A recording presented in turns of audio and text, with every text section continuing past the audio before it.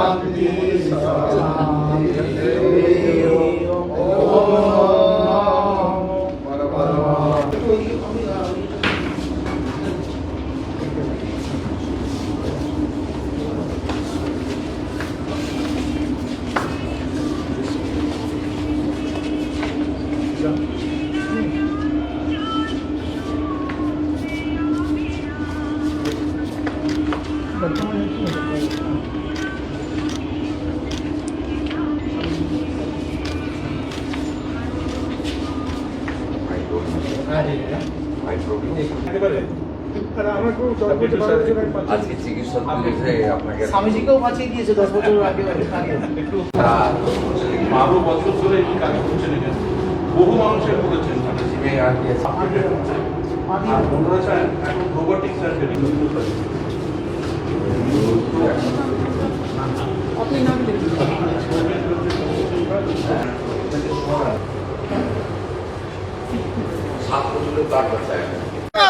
আজকে doctors day এবং সেই ডক্টরস ডের দিন আমাদের অনেকের সঙ্গে কথা বলেছেন যারা সেবাশ্রয় ট্রিটমেন্ট দিতে গেছিল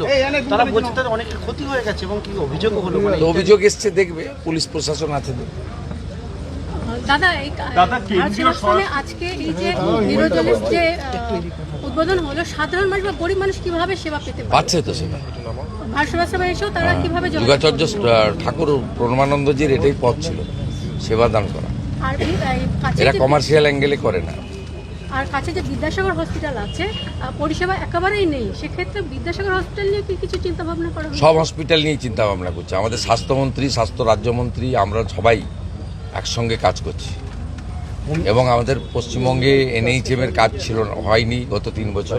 আমরা এনএইচএম এ যুক্ত হয়েছি আয়ুষ্মান ভারতে যুক্ত হয়েছি আয়ুষ্মান মন্দির আজকেই দেখবেন বেশ কয়েকটা আয়ুষ্মান মন্দির যেটা 45 দিনের মধ্যে কমপ্লিট হয়েছে উদ্বোধন হয়েছে 208টা 110 অ্যাম্বুলেন্স উদ্বোধন হয়েছে 102 অ্যাম্বুলেন্স উদ্বোধন হয়েছে প্রসূতি মায়ের জন্য চিকিৎসা হতো সেবাশ্রয় হোমিওপ্যাথিক ডাক্তার দিয়ে না অভিযোগ এসেছে আমি দেখেছি এখানে এসপি আছেন তিনি তদন্ত করবেন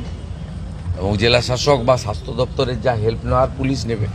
ইটস এ ক্রাইম হলে দেখার জন্য ভারতীয় ন্যায় সংহিতাতে যা করার করা হবে দাদা কেন্দ্রীয় স্বরাষ্ট্রমন্ত্রীর সাথে জনবিন্যাস যে সমস্ত রাজ্যে বদলেছে ও মডেল তো দেখিয়েছেন ফলতাতে আর নতুন মডেল না দেখানোই ভালো একটি উচ্চ পর্যায়ের কমিটি গঠন করা হয়েছে যারা কেন্দ্রীয় স্বরাষ্ট্রমন্ত্রীর সাথে বৈঠক করেছে যেখানে জনবিন্যাস বদলে গেছে তারা ফিল্ড সার্ভেও করতে যাবে আপনারাও তো বলেছিলেন ভোটের আগে যে এখানে বিভিন্ন জায়গায় জনবিন্যাসের একটা পরিবর্তন লক্ষ্য করা যাচ্ছে আপনারাও কি আপনার কাছ থেকে মুখে শুনে তো বলবো না আমাদের একটা উচ্চ পর্যায়ের মিটিং দিল্লিতে 7 তারিখে হবে সেখানে ভারত সরকারের স্বরাষ্ট্র দপ্তরের লোকেরা থাকবে পশ্চিমবঙ্গ থেকে আমি সহ আমাদের স্বরাষ্ট্র দপ্তরের আধিকারিক সিএস ডিজিপি সবাই যাবেন আমরা যৌথভাবে আলোচনা করে যেটা সেন্ট্রাল গভর্নমেন্টের গাইডলাইন কেন্দ্রীয় স্বরাষ্ট্র